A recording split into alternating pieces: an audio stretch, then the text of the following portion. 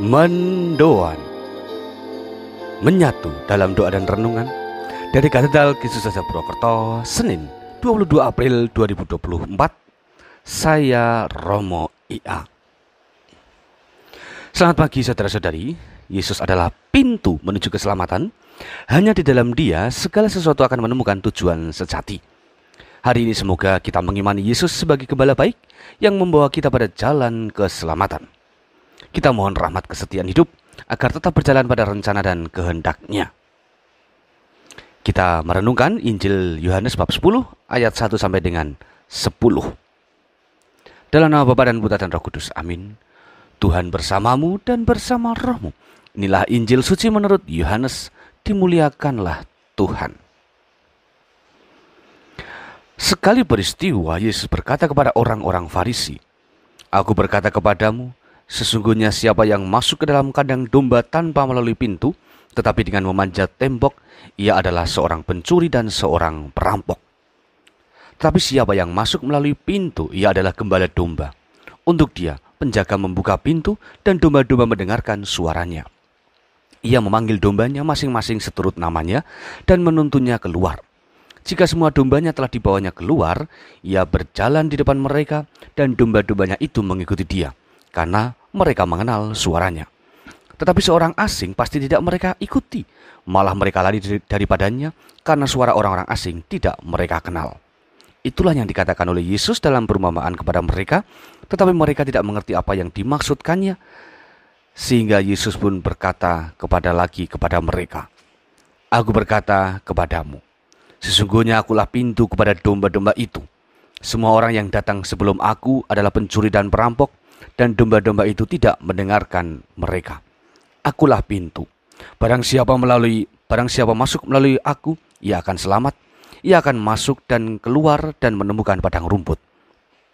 Pencuri datang hanya untuk mencuri, membunuh dan membinasakan. Aku datang supaya mereka mempunyai hidup dan mempunyai pula di dalam segala kelimpahan."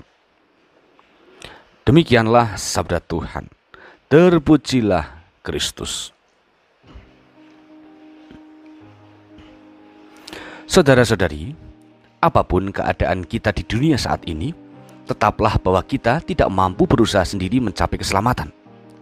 Sehebat apapun kita, tetap masih ada banyak hal yang tidak bisa kita kuasai.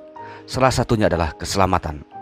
Maka Injil hari ini mengajak kita untuk berani setia mengimani Yesus sebagai pintu satu-satunya menuju keselamatan.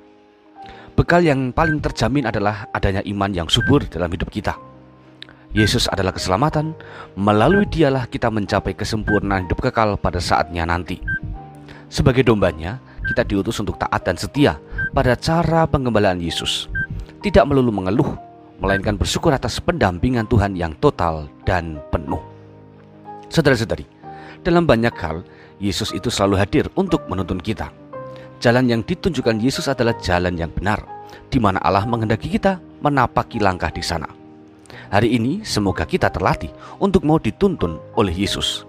Melalui kesibukan hari ini, kita pun semoga berusaha untuk mendengarkan suaranya, sebab setiap saat Yesus bersabda agar kita tetap selamat.